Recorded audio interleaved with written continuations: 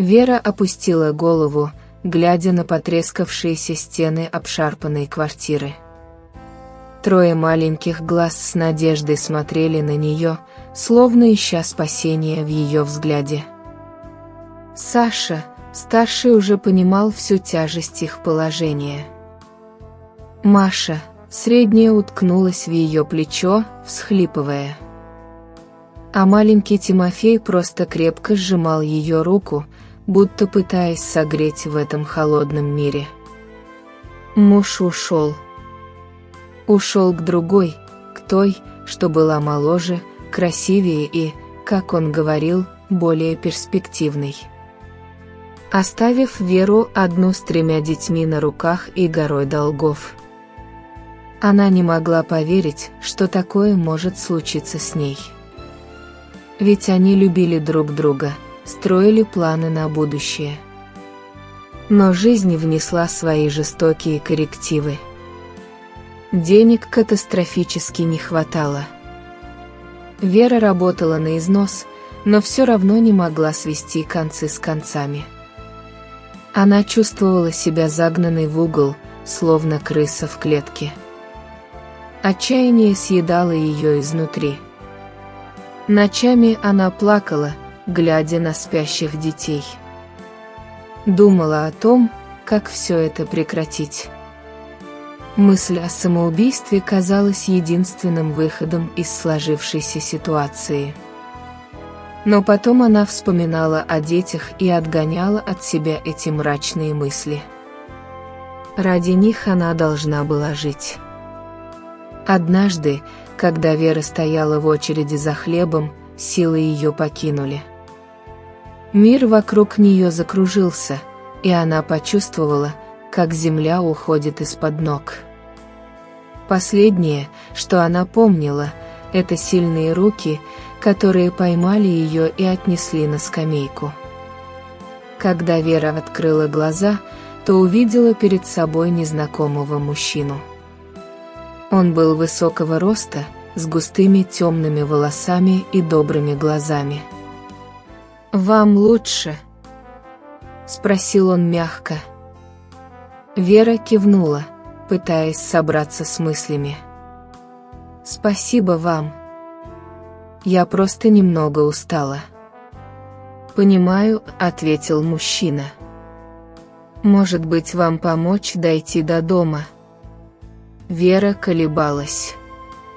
Она не знала этого человека, но от него веяло такой добротой и спокойствием, что она решила согласиться.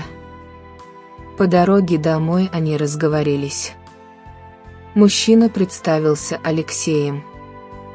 Он рассказал, что работает врачом и часто гуляет по этому району. Вера, в свою очередь, поделилась с ним, что у нее 3 детей и ей очень тяжело одной. Сначала она боялась показаться ему слабой, но потом поняла, что Алексей – тот человек, которому можно довериться. Когда они подошли к дому Веры, на пороге ее уже ждали дети. Увидев маму, они бросились к ней в объятия. Алексей улыбнулся, попрощался и ушел. С того дня Алексей стал часто навещать Веру и ее детей. Он помогал ей по хозяйству, возил детей на прогулки, а по вечерам они вместе пили чай и разговаривали. Вера чувствовала, что рядом с ним она наконец-то может расслабиться и быть самой собой. Между ними постепенно завязались теплые отношения, которые со временем переросли в глубокое чувство. Алексей был вдовцом. Его жена погибла несколько лет назад, оставив его одного. Он очень любил детей и мечтал о большой семье. Вера и Алексей стали проводить все больше времени вместе. Они гуляли в парке, ходили в кино, готовили ужин. Между ними возникло теплое, доверительное чувство. Со временем их отношения переросли в любовь. Алексей сделал Вере предложение, и она согласилась.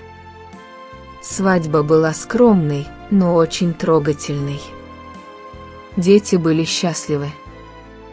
Они наконец-то обрели полноценную семью. Прошло несколько лет.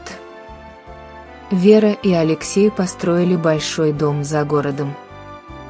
Дети выросли, стали самостоятельными. Саша поступил в университет, Маша увлекалась музыкой, а Тимофей занимался спортом. Вера и Алексей были счастливы. Они смотрели на своих детей и понимали, что все не зря. Они пережили столько трудностей, но в итоге нашли свое счастье. Она благодарила судьбу за то, что встретила его на своем пути. Ведь именно он подарил ей новую жизнь, наполненную любовью и радостью. Иногда, когда Вера засыпала, она представляла, как они с Алексеем сидят на скамейке в парке и держатся за руки. Вокруг них играют уже их внуки. И в этот момент она чувствовала себя самой счастливой женщиной на свете. История на этом не заканчивается. Жизнь продолжается, и каждый день приносит новые испытания и новые радости. Но главное, что у Веры есть надежное плечо, на которое она всегда может опереться. И это самое главное.